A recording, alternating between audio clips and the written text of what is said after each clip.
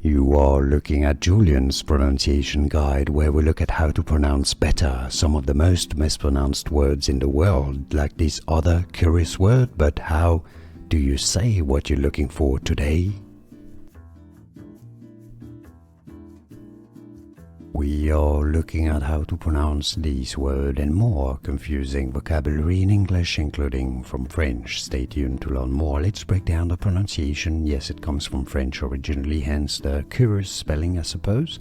The pronunciation in English is as abattoir, in French for reference, abattoir. So let's break down the pronunciation in English. 3 syllables, a-b-toir. Or in American English, abattoir, abattoir, abattoir in British English. Here are more videos on how to pronounce more confusing words and names too many mispronounced. Like this video if you found it useful. I appreciate your support. I'll see you soon and thanks for watching.